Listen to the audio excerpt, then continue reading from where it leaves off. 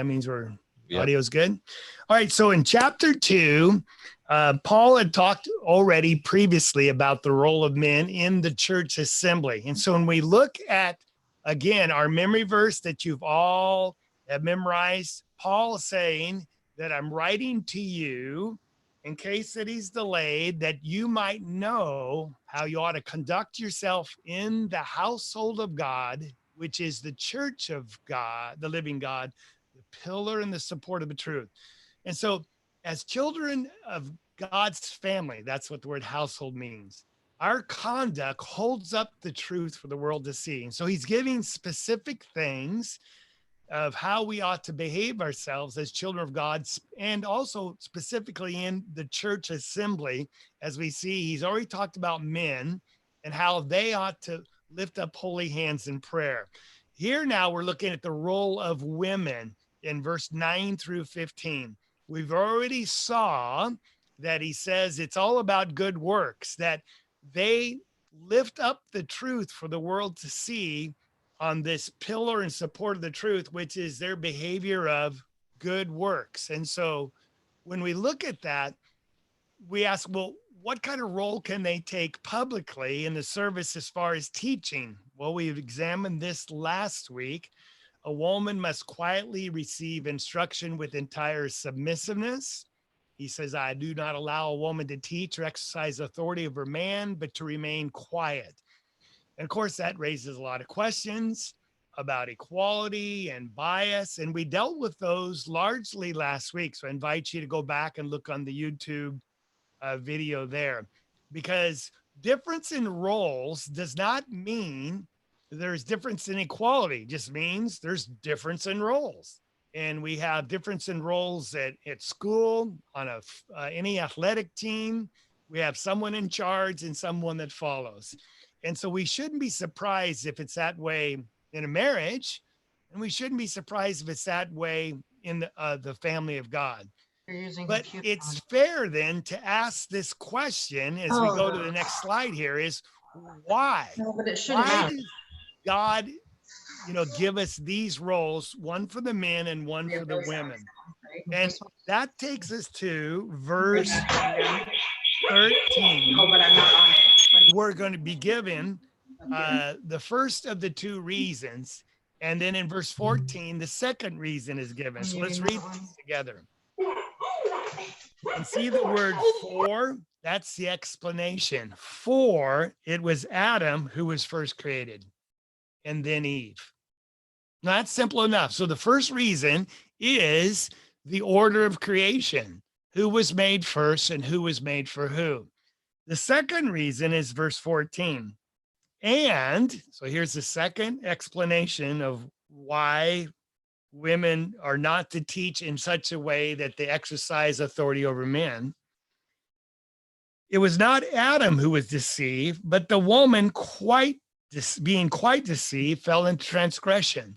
So the second reason has to do with who brought on the first sin. And it says it was Eve that was deceived. So let's examine these two reasons, and it'll raise, perhaps a lot of questions. But first, sometimes people think, oh, it just means the women are weaker than men. Of course, Peter says in chapter 3, you're to live with your wife according to knowledge as a weaker vessel. Now, women are just susceptible to being tempted, and of course, so we can't let them do anything. That's not really true. If you look at just different aspects of life, like traffic violations, who has more violations when it's driving, men or women? When it comes to reckless driving, see that chart? The red is the men, or that whatever color that is. What would you say it is, Sam? You're asking a colorblind guy. It's so plum color. The men are like 3 times out of a women. Drunk driving, the statistics go anywhere from 6 to 10 times the occurrence of drunk driving, men over women. Not only that, when we look at crime, in our next slide here, that we see that violent crimes, property crimes, the weakness falls to men. They're the ones that, do all these, criminal things. There's more men that are incarcerated than women. And so rather than have this mentality that, well, women are weaker and they're more susceptible to temptation and men are stronger. No, that's not the case. We have women are sometimes weaker in one area and men are weaker in other areas. Women can be strong in a certain area where men are weak in that area and vice versa. So that's not what Paul's talking about here. And Sam, you got a question that someone raised? Yeah, Brad's got his hand up. All right. Okay, Brad, you're on live. I was just going to, with your statistics, it's the same reason why men up to age 25 pay higher insurance rates. Exactly. That's exactly right. And as soon as you turn 25, your insurance rates go down. So when Paul says it's because the woman was made second to the man and because the woman's deceived, it's not a matter of something inherent about them that they're less of a person. Because we already talked about that at length, that in God's eyes, Jesus said, do you not know that God made them both male and female, two different gender types, but both equally made in God's image? So what does this mean, this order of creation? To really understand that, we got to go all the way back to the beginning. So let's do that. Because if the Lord God Almighty, and as Christians, we understand this is the biblical view that we should have, that if God created everything, he inherently has the right to set the order out of the disorder, the chaos, and he gets to assign roles as he likes. And thankfully, he does it in our best interests. And so the first thing we see that when in the creation account, that when God made man, he said it was not good for man to be alone. And that's interesting because after every day of creation, he looked at what he made and said, that's really good. Now he's not done on the sixth day. He's just made man out of the dust of the earth in his image. And he said, nope, it's not good that you're by yourself.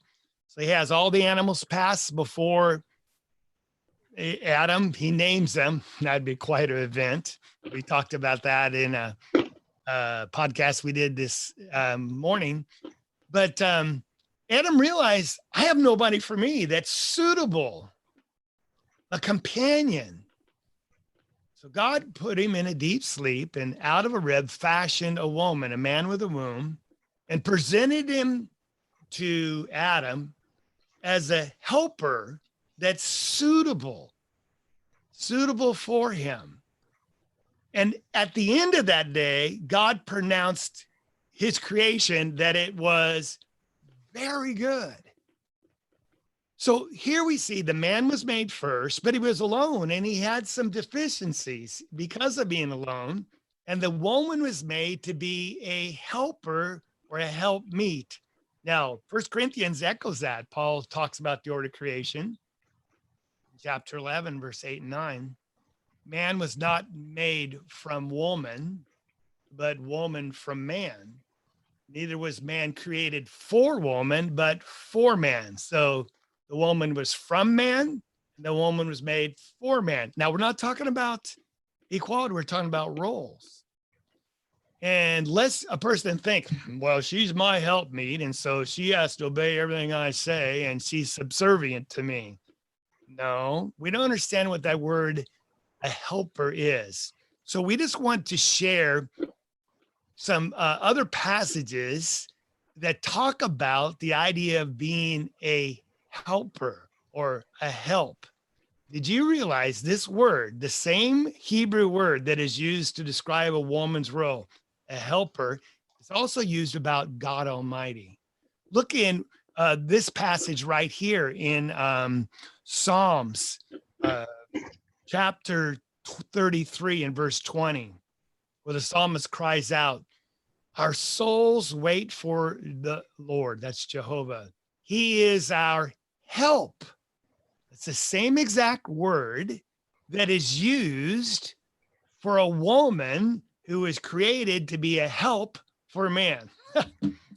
No. That's interesting. Would you think God is subservient to us in any way? No, Sam goes, no way. Yeah. He's certainly greater than us, but we have needs that we can't help ourselves. And so the psalmist says in Psalm 70 verse 5, God, you are my help and my deliverer. When I'm afflicted, don't delay. You know, I mean, you could do things that I can't do for myself. I'd suggest it's exact same way with a husband and a wife or men and women in society. It's not good for a man to be alone. He has some deficiencies, and the woman was created to fill in those gaps to make a perfect marriage or a perfect world. With males only, it wouldn't be very good. Females only, likewise, but together we have a proper functioning society as long as we function in our right roles. All right. So, any thoughts, anyone? Have you got any messages? I think there's one on chat, or is that something else? Right. I just want you all to see that being a helper does not mean a slave, as some people might think. But Jesus himself led by his service. He said, the greatest among you will be the servant of all. And that's how he helped us. That's how he delivered us. And so it actually exalts the position of the woman. She is the answer to man's problems or his needs. So as we look at that, we can see the order of creation shows the man leads, the woman complements him and follows. And there's the reason why we have these roles in the church right there, the order of creation. I might just say this. Men, when they lead by example, just like elders aren't to lord themselves over the church, 1 Peter chapter 5. But they lead, it says, by proving yourself to be an example. Now, so men, if you push your wives, you demand and try to control, you're just asking for problems and you're not following God. But men lead by example. They say, here, this is what we're going to do and follow me. And they blaze the path for the family to follow. Same way in the church. The men lead, the women follow, but you don't push. That's a taskmaster or someone that's lording over. So the second reason in verse 14. Oh, we got some?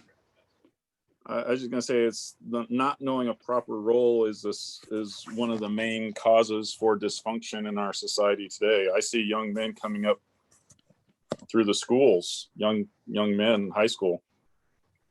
They have no idea what it is to be a man. They have all these mixed messages society puts out there for them. It's interesting. There's a professor out of Canada, and he wrote a very, very popular book. And we would consider him as a Christian believer, Peterson. And he talks about that, how to be a man. And because he sees is he a sociologist or I don't remember his? He's like in the realm of psychology, and he was a college professor anyways. Yeah. So he echoes, Brad, what you're saying. Then in our society, men aren't allowed to be men and they don't understand their role as men. And it's really causing problems as dysfunctional families. All right, verse 14. And I see another one there. Chat. Verse 14 is a lot more challenging, but I think it's very interesting to discuss. So hang on. Let's go for a roller coaster right here. All right, Jordan Peterson. So yeah, that's his name. Ann says Jordan Peterson, evolutionary psychologist. But anyways, he's written books. But yeah. Good.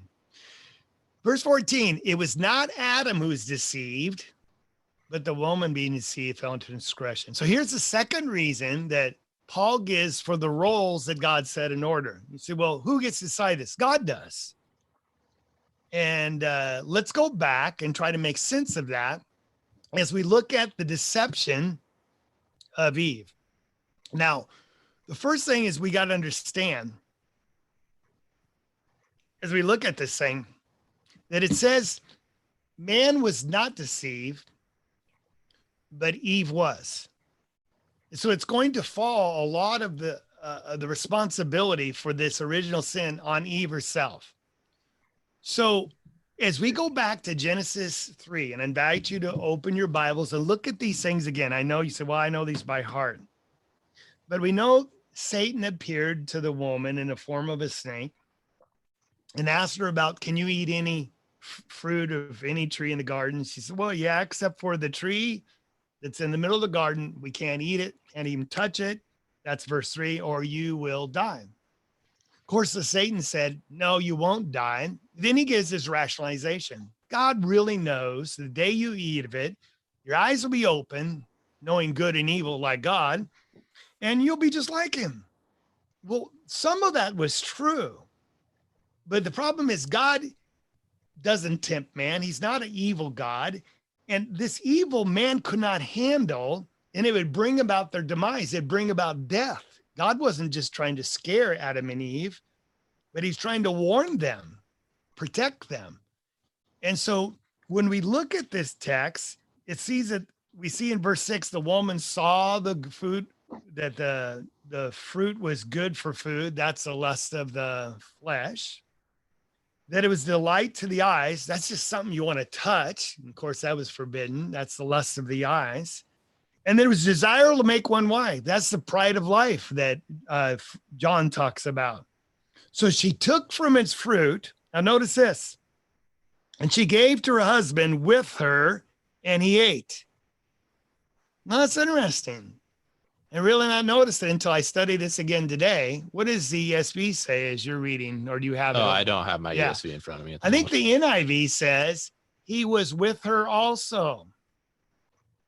Because often I've explained this, like she went through this experience alone, and then later she offers it to her husband, Adam, and he goes, what are you doing? You can't eat that. And she explains it, and he went through the same reaction. But here it suggests that he was with her the whole time,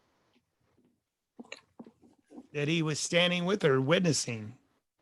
So why did we just have a record of her interaction with Satan and the man's quiet? Well, that's just a question that'll help us understand what happens next. So she gave her to the husband. He ate. The eyes of both of them were open. They knew they were naked. They made loin coverings out of figs. They hear God in the garden, so they run and hide. And God asks, where are you? And he's naked. And so that takes us to verse 11. Now, when we look at verse 11, he asks the question, have you eaten from the tree? Because God realizes, boy, you wouldn't know you're naked. Their innocence is destroyed unless you ate. He said, have you eaten? He's looking for a confession. And the man said, the woman whom you gave to be with me, and she gave me from the tree, and I ate. So he blames the woman for his behavior. He says, she gave me. Now, wait a second. If he was standing right there, did he not know the instructions himself? Where was him? Where was Adam as a man taking charge or for his own life and leading his wife? He was negligent. In fact, he gave up his role. So then God asked the woman, is this true? And the woman said, well, the serpent deceived me. There's this deception, and I ate. Isn't that what Paul says? It wasn't the man that was deceived. It was the woman, and the woman agrees. She acknowledges, she confesses, yeah, I was tricked. That word deception means to be beguiled and really to take the bait and fully, and because it's when you're using a lure with a hook and some bait on it, it's all to trap someone. And that's exactly what she did. She fell for it, hook, line, and sinker. She says, I was deceived. Yes, we got another comment or a question. Yeah, so Brad wants to know, could Satan have tried to deceive Adam before this? Well, that's a good question. The answer is We don't know. Don't know. Could he have? Did he try? We don't know. Did he see something in the woman there was a vulnerableness here. I don't know. Maybe this is one of her weak areas. But the man was weak, and I just wanted to point that out to you, that he didn't take charge for himself. Yes. And Rochelle adds in the chat that not only did Adam blame Eve, he accused God and quote, the woman you gave me, right? Boy, isn't that sad? Yeah. That's almost blasphemous when you're accusing God for your own sinfulness. Isn't that what we do all the time when we get caught doing something wrong? This guy made me do it, or right. We always try to pass the buck. Right. Now, so let's look and try to nuance this out, okay? And because we're studying 1 Timothy 2, but we're looking in Genesis 3 to try to an understanding because Paul referenced it. Now, because of this, chapter 3 and verse 14, God says to the serpent, because you've done this, you're cursed. So the first thing we see, Satan is cursed. Then he turns attention to the woman, but then look all the way down in verse 17. And he says to Adam, because you have listened to the voice of your wife and eaten of the tree, he said, cursed is the ground. So Satan is cursed. The ground is cursed. Nowhere do we read that Adam is cursed or even the woman is cursed. Now, you said, well, what about this pain in childbirth that you so quickly passed over? We're going to come back to that. It could be a curse, but it's not called a curse. It's certainly a consequence. For example, Adam, the ground was cursed, and because of that, note the consequence. Adam wasn't cursed, but the ground was. He used to be able to pick fruit. Now in toil, you'll eat of it all the days of your life. Both thorns and thistles, it shall grow for you, and you'll eat the plants of the field by the sweat of your face. You're going to labor hard. Because you did this, God cursed the ground. So with that being said, I don't want you to miss the explanation that was given to Adam for why he's going to have to suffer these consequences. Do you see that in verse 17? Because you listened to the voice of your wife.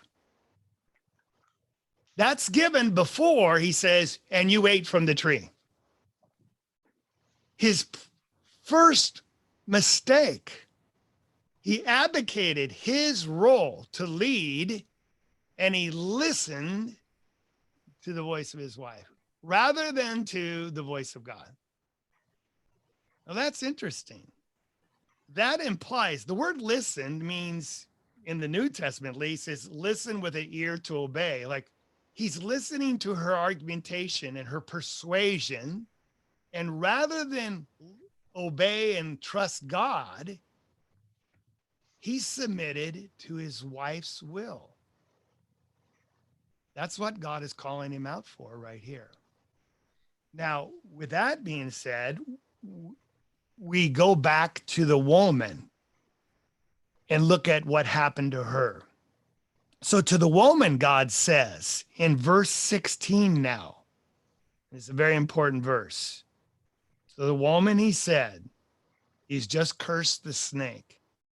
I will greatly multiply your pain in childbirth. In pain, you will bring forth children. Yet your desire will be for your husband, and he will rule over you. Right. This verse has been given 4 or 5 different explanations that I just read today alone of what it means to have multiplied pain in childbirth, and her desire yet be for a husband, yet he will rule over you. Now, the obvious one is people say, well, women, it's very painful to have a baby, and they cry and scream and they want epidural blocks, and and I get that. But is that what the Lord is saying here? Is that what he's saying here? So to understand that, I want us first to make some observations that he says, you're going to have pain in childbirth. Your desire will be your husband, and he'll rule over you. These are all connected together. So that The next thing we need to see is that back in 2 Timothy or 1 Timothy 2, where God said the reason we have these defined roles is one, man was made first, the woman was made second for the man as a helpmeet. One leads, the other follows. Second reason is the woman was deceived and the man wasn't.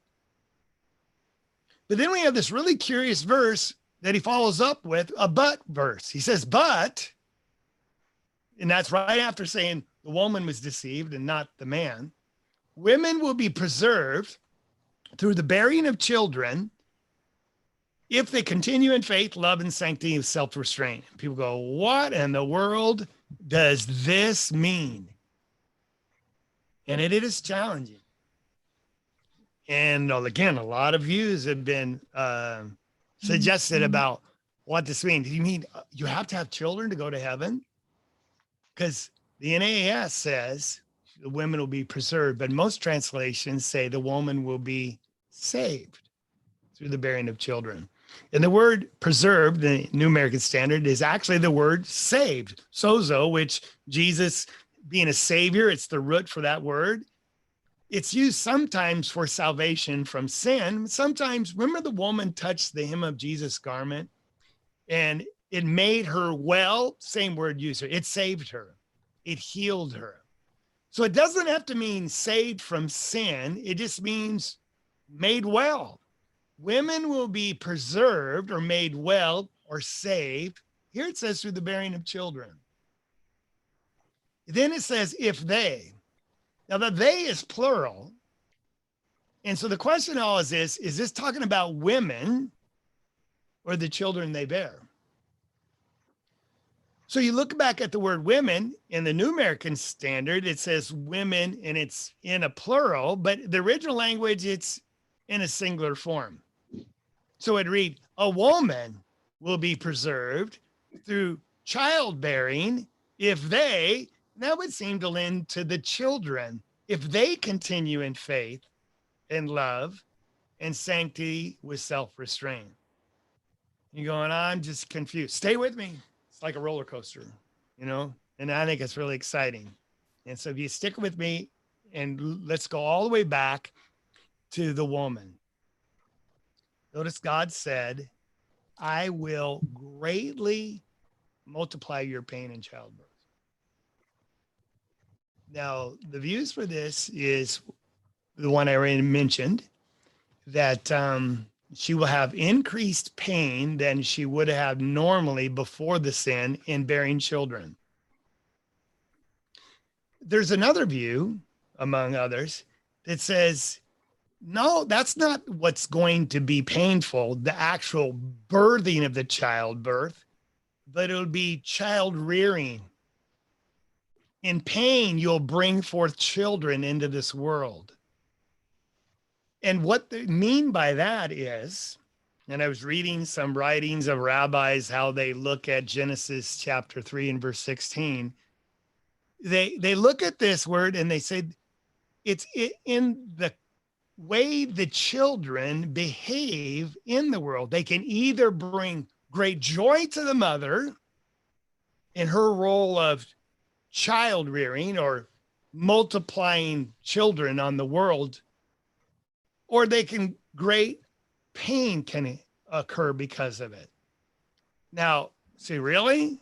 Well, think about a couple texts as we go through this, but first let's compare two verses together. We're going to compare Genesis 3:16 with chapter 4 of Genesis in verse 7.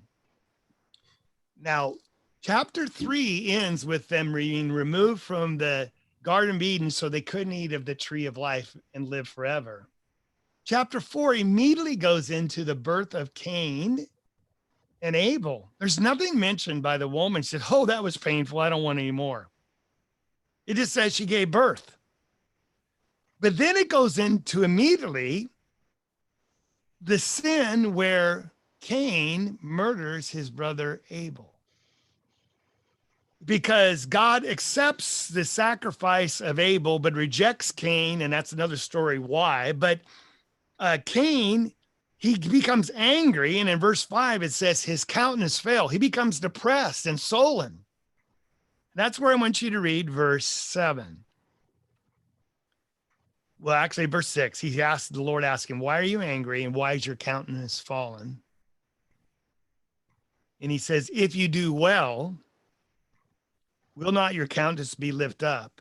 And if you do not do well, and listen to this part, sin is crouching at the door, and its desire is for you, but you must rule over it.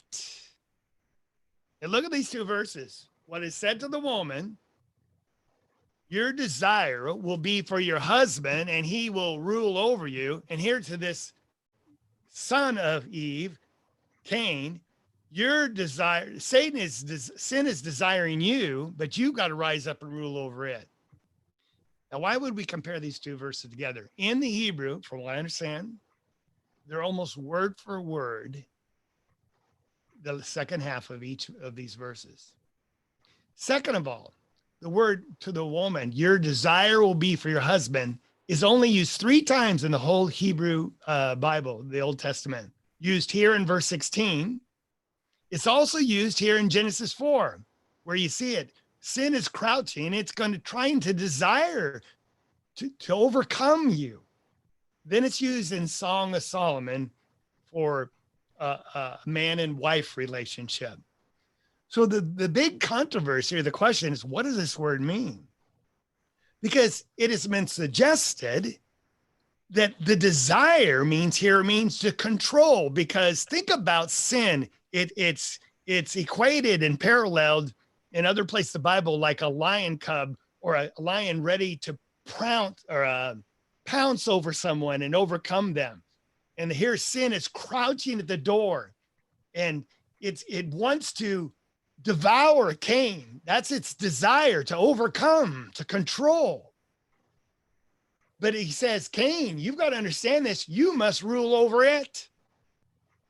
You got to flip it. You better not let it take charge. And so some have suggested, and there's a lot of merit to this, that when he says to women, you're going to have problem in childbirth. Your children are going to cause you a lot of heartache, a lot of pain. And furthermore, your desire will be for your husband. Just like the first sin, where he listened to you and you got your way and you gave him this food and he ate. Now, it doesn't excuse him.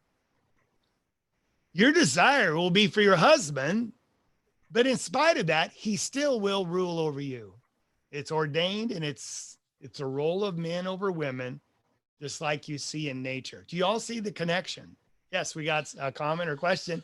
And we open a bag of worms, so we'll see what happens. No, just Rochelle was asking if the word lust is the same as desire, which good question. I don't believe it is, but yeah, I'll let you No, it's a that. totally different word, lust.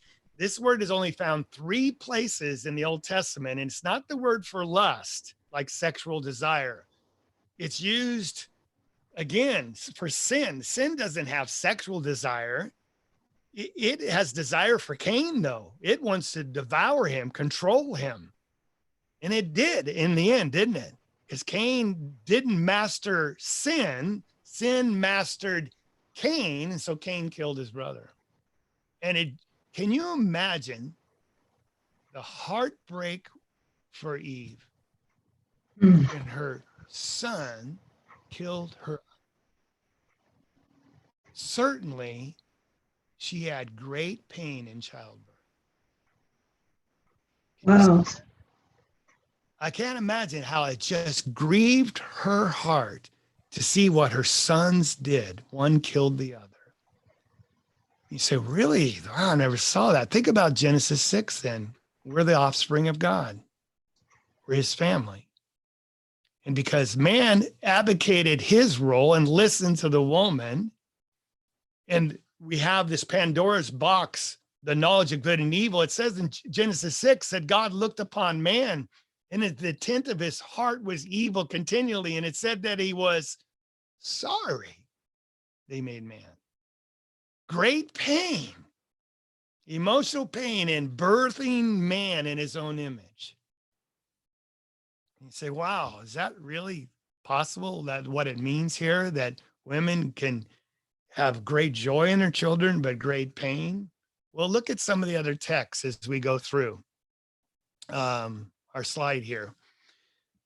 I want you to look at Proverbs. There's four of them I'll share. Chapter 10 and verse 1. A wise son makes a glad father, but a foolish son is a sorrow to his mother. And both these are going to talk about sons, or all of these, excuse me. And it's a contrast between a son that is faithful, that shows self-restraint. Oh, those are words I'm borrowing from 1 Timothy 2.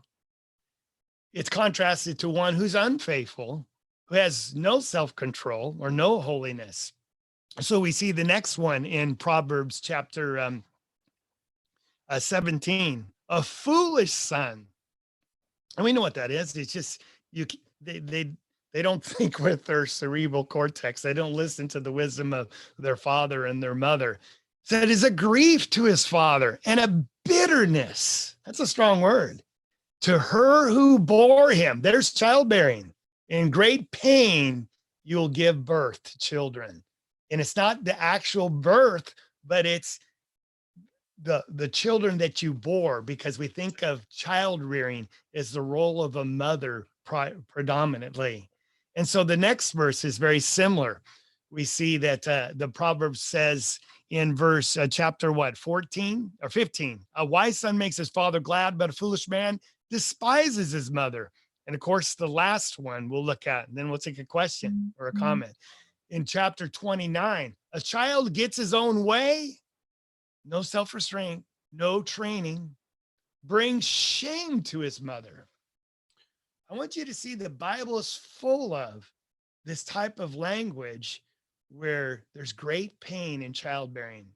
Yes. So someone had a comment or question? So Rochelle, kind of speaking for herself here, says, women, myself included, often try to take over the man's role. Satan deceives us to think that is where the power is. I have sought to embrace the quote power, strength, and submission the role of the Lord has given all women. Wow. Thank you, Rochelle, for saying that. Because if I said that, it wouldn't go over well. But to have you say it as a woman, and I appreciate your humbleness, to say that, because that's what God is acknowledging in the beginning. Your desire is to control your husband, but yet he's still going to rule. That's the divine order or role. Brad has a comment or a question. Yeah, what is that, Brad? Go ahead. It just made me, your other scriptures made me think of the prodigal, of what we call the parable of the prodigal son. Mm-hmm. It doesn't say in the parable, Jesus doesn't say in the parable, but what did that mother think when that one son went away and lived in righteous living? Yeah, that's a good point. And the contrast I want to share with you is Jesus. Of course, he was a perfect son, but he's trying to reverse all the damage done by the original sin and put order back into chaos. And of course, we're all recreated in Christ, reborn. But when Mary witnessed all the things that Jesus did, you remember the phrase that is used more than once? She treasured or pondered these things in her heart. Jesus didn't bring her agony or grief, but great joy. So what else? Oh, I was just going to comment myself and just say, isn't it interesting that Jesus shows us, how to be a son of God, basically. Yes. But by showing us to be a son of God, he also shows us how just to be a good son. Yes, period. Or a good, child of our parents as well. Because it seems like the two are so intermarried. Like if you're a good son of God, not chances are, you are a good child of your parents as well. And it's just kind of interesting how those two things go hand in hand. They do. So I hope that makes sense. Now, when we go all the way back to our text and we ask, what in the world does this mean? I think it might shed some light on it. So women, here he says, and I'll just say women in general, when they fulfill their God-given roles, there's a stigma that it's attached to them only because Eve was the first one deceived.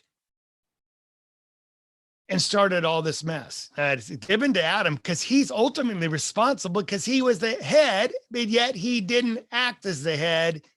He abdicated the throne. But women can remove that. In God's eyes, be pleasing. They'll be preserved or saved from all that through the bearing of children, because that was what only they can do. Men can't do it. We've already talked about that. It'd be an amazing thing to have a human being, a life created in the image of God growing inside of you. Only women can do that. It's true in the animal world. It's even more true for the offspring of God. It's the most remarkable thing, and it's a gift that only women can enjoy. It's a blessing. And when they embrace that, now, again, do I have to have children to be saved? No, we're just talking about fulfilling the roles. There's always exceptions. There were barren women in the Bible, and they were faithful women and blessed by God and honored by God. But we're talking about the general role. If you bear children, and if your children, you put your heart into it, and just like Timothy was taught by his mother Lois and grandmother Eunice, and he was brought to Christ by their influence. What a great joy Timothy must have been to his mom. So women will be saved, and their legacy, and if through the bearing of children, if they do it in such a way that their children continue in faith, it means they're faithful, not necessarily to Christ, but faithful.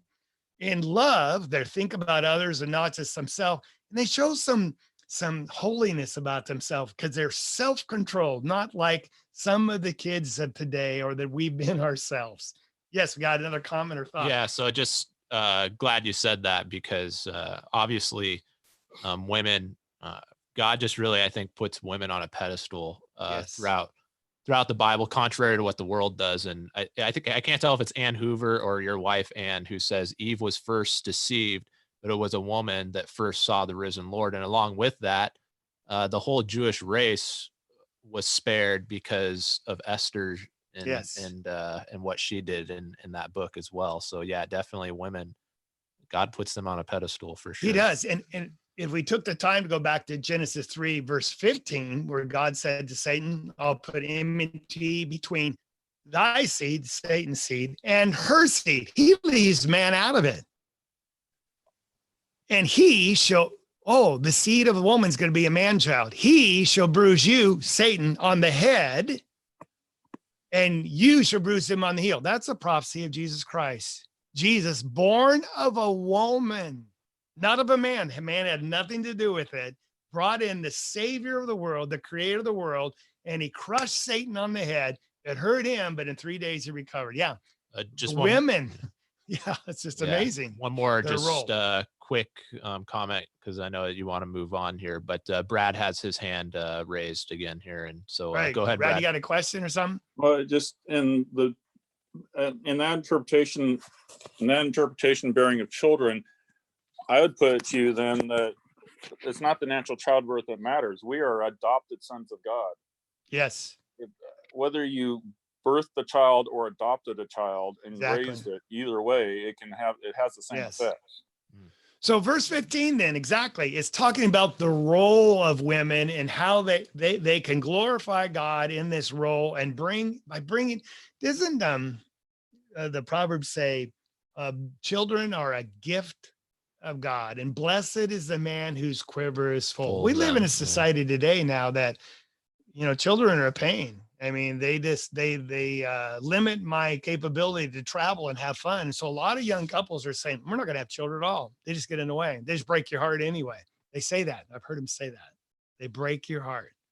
Well, that's not true for a Christian. And you say, well, how do I raise good children? This is going to be my plug for Friday for our South Salem talk at 12 o'clock. We're having Brent Hunter, who's been a professor of family relationships biblically. He's going to be online talking about how we can sow spirituality in our children. That'll be Friday at 12:30 on Zoom, and we'll live stream it as well. And you can ask questions at that time. All right. Anything else? Think about David and Absalom. I mean, there's another example. I mean, back in the Old Testament, they would do anything to have particularly a son until that son grows up and does something that you don't want them Yeah. to do. And look at how much pain, I mean, we see it over and over in the Old Testament, how much pain a son can potentially Yeah. cause you, but how much joy a son can potentially cause you as well. And there's, if I can say, there's a natural affinity between children and their mother that's not there with the father. And I witnessed this just with my own kids. I mean, they want to talk to me and they want a relationship with you. They really do. I understand that, but they like talking to mom, and mom's still like a mother hen. And just when they call, they want to talk to her, and they'll talk a long, long time, where I'm just like, all right, it's nice. How's it going? And love you and all that. But it's something that's irreplaceable. The mother can fulfill that role and no one else. And I think that's God given.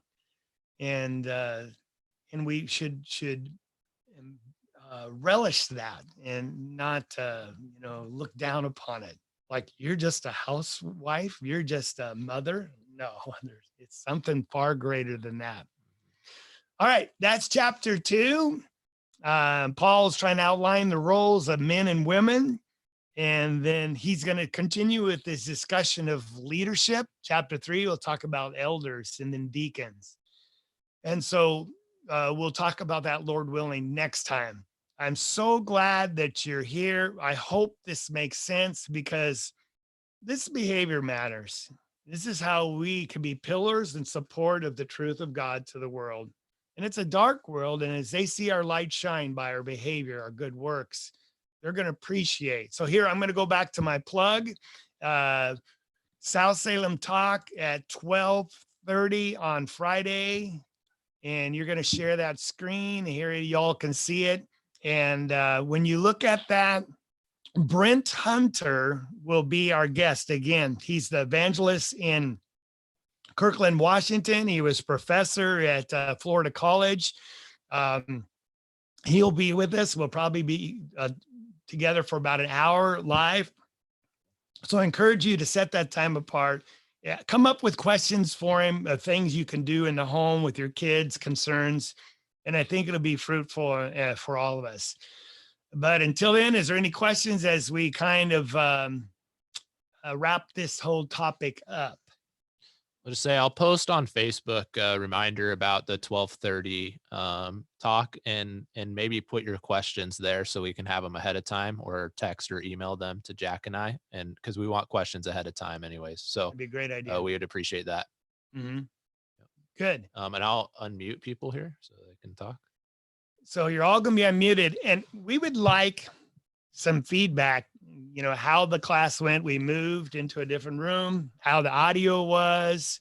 You can stop sharing that screen too. Oh yeah, I'll that's stop fine. sharing. Sorry. And I just thank Sam so much, because he keeps all this going and rolling. And so it's challenging at best. And so I hope it's working for you. Hey, there's Patty. So we're going to end the live stream right now. And those that are on Zoom, you can stay around and we can visit for a while. So Rochelle has her hand raised right now. Rochelle, go ahead. Rochelle, Why don't you there? unmute her video too? She is. She's unmuted. She just Okay, so I was wondering, is this available, this last study available to watch for someone else, so I could recommend it and tag them in it or something? Well, let me just check. I'll answer your question and make sure I stopped live streaming. I didn't record on Zoom. So